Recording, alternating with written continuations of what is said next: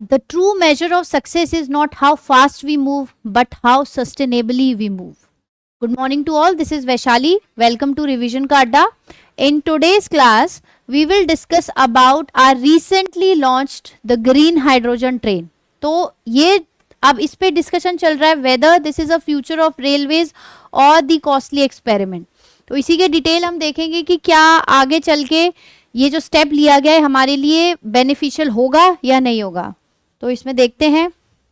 Recently, India has approved its first indigenous hydrogen fuel train on the route of Jean Sonepat railway line developed by Research Design and Standard Organization. तो ये अभी छोटे से root पे ही initially launch की गई है in Haryana. After launching this, India has joined the group of countries like Germany, Japan, China, Sweden, US. Because the technology which the train is using has already been used by this country. So after this country, India has recently achieved this. अब यहाँ पे बात करते हैं कि काम कैसे करते हैं, how the train moves on this technology. तो हाइड्रोजन ऑक्सीजन के साथ रिएक्ट करता है, then it's based on the hydrogen fuel cell. This generates electricity. उस इलेक्ट्रिसिटी की जनरेशन से मोटर घूमती है, उसकी वजह से the train move. So this is basically based on simple use of hydrogen gas. It reacts with oxygen, and because there is no such complicated chemical reaction, if we talk about the byproducts में आपको केवल water vapors देखने को मिलेंगे, heat, there will be no smoke and no carbon emissions.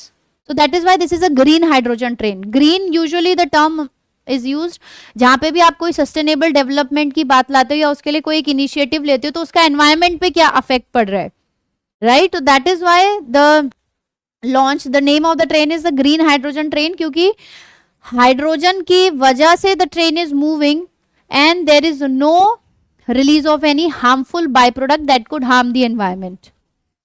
आगे बात करते हैं अब इसके फीचर्स की बात. तो जो भी हमारे कॉम्पिटिटिव एग्जाम्स है तो उसमें से जब करंट एस्पेक्ट से पूछा जाता है, आपके वनडे एग्जाम्स है उस पॉइंट ऑफ व्यू से भी इंपॉर्टेंट है, यूपीएससी एग्जाम से भी इंपॉर्टेंट है. अगर हम डिफेंस के एग्जाम्स एसएसबी इंटरव्यूज की बात करें उसमें जो लेक्चर रेट वगैरह होते हैं तो उसमें भी, because this is a recent topic, तो जो अपकमिंग जो एसएसबीज होने वाले हैं उसमें there can be a topic related to this. तो ये सारी बेसिक्स चीजें आपको पता होना चाहिए. तो there are 10 coaches. Broad gauge, तो ब्रॉड गॉज क्या होता है, जो रेलवे ट्रैक की जो लेंथ होती है, तो जो इंटरनेशनली जो स्टैंडर्ड है उससे ज्यादा इसकी चौड़ाई है, the with. 2 driving power cars, 2400 kilowatt power. Speed again is very important, that is 75 kilometer per hour. World's longest hydrogen train on broad gauge. So this is the important point to remember. World's longest hydrogen train. Maintenance facility is located at Shakur Basti, which is at this place, Jeend place. यहाँ पे benefits की अगर हम बात करें तो सबसे important है एनवायरमेंटल, क्योंकि सस्टेनेबल डेवलपमेंट की बात हो रही है. तो इसमें आपका 0 कार्बन एमिशन हो रहा है, एयर इज क्लीनर, राइट. वहीं पे अगर हम एनर्जी सिक्योरिटी की बात करते हैं, क्योंकि अभी हम प्रीवियस वीडियोस में हमने एम्फेसिस दिया है कि why energy security nowadays is very important for our own country. तो इसमें क्या है, less dependence on imported oil, क्योंकि जो डीजल से ट्रेन वगैरह चलती है, इलेक्ट्रिसिटी से चलती है, उसके लिए वी नीड फॉसिल फ्यूल्स. अब इसमें तो आप डायरेक्टली हाइड्रोजन का यूज कर रहे हो. So green hydrogen under national green hydrogen mission, तो ये वाला एक गवर्नमेंट का ही स्कीम है जिसके अंतर्गत ग्रीन हाइड्रोजन को प्रिपेयर किया जा रहा है. तो अभी in the upcoming videos we will study about this scheme also, why is it so important, why the government has launched, ठीक है, और स्टूडेंट्स के लिए इसका क्या पर्सपेक्टिव होना चाहिए, राइट. तो this we will be discussing. तो एनर्जी सिक्योरिटी, खुद से हम इस पे हाइड्रोजन पे ट्रेन को रन करवा पाएंगे तो इंपोर्टेड ऑयल की जो हमें कम जरूरत पड़ेगी, right. Cost saving, lower life time operating cost, suitable for non electrified routes.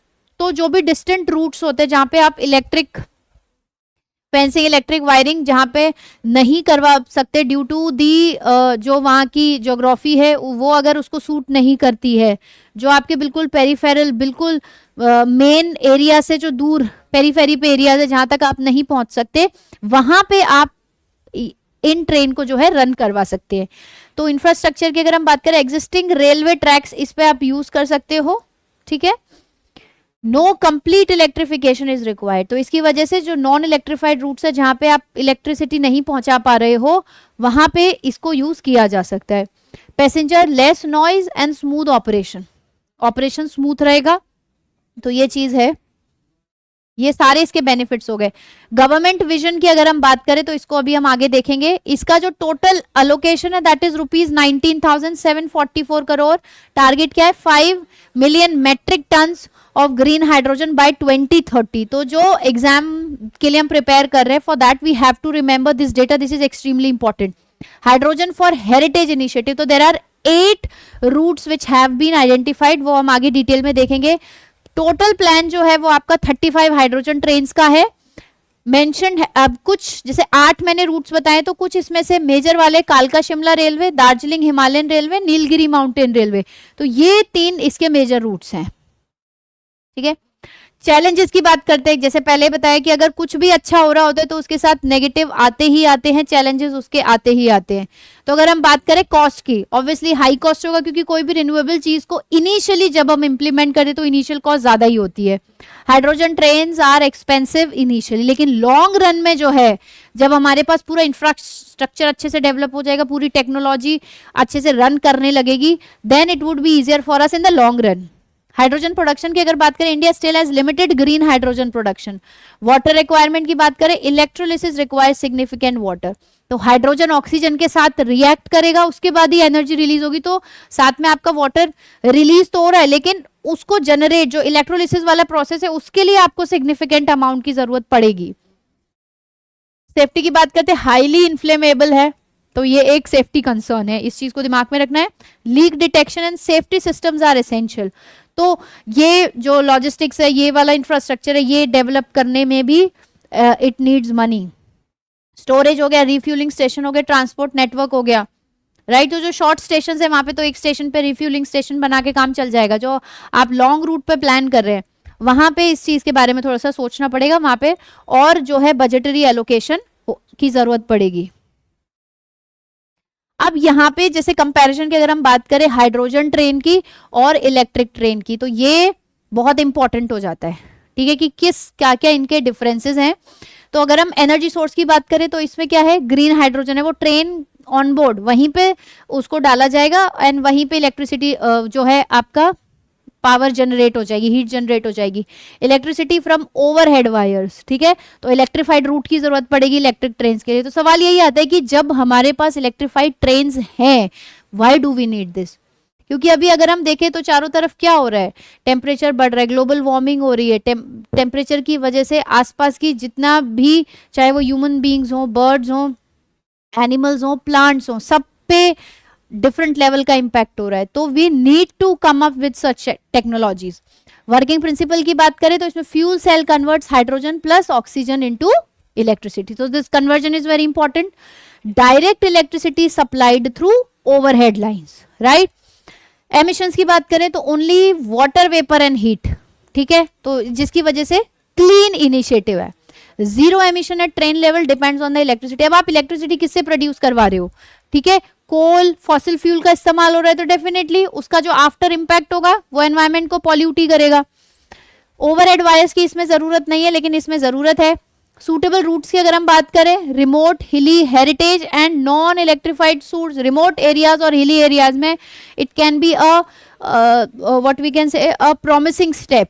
तो वहां पे आप क्या है, जो लास्ट माइल कनेक्टिविटी है उसको इससे पूरा कर सकते हो अगर ये सक्सेसफुल रहता है। Busy high density electrified routes की जरूरत है। इंफ्रास्ट्रक्चर कॉस्ट की बात करें तो अभी we have studied in challenges, इसका हाइड्रोजन प्रोडक्शन में हाई कॉस्ट रहेगा, लॉन्ग टर्म में वो हमको अच्छा बेनिफिट दे सकता है।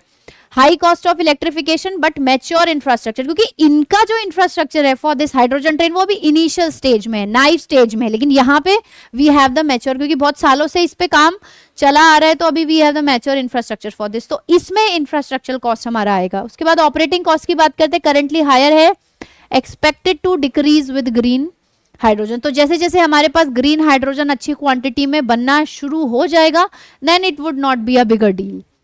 Lower on heavily use routes. Energy efficiency की बात करते हैं तो अराउंड 30 to 45% बात की जाए तो electricity, hydrogen and then electricity involve losses, losses भी होते हैं तो उन लॉसेस को भी कंसिडर करना है।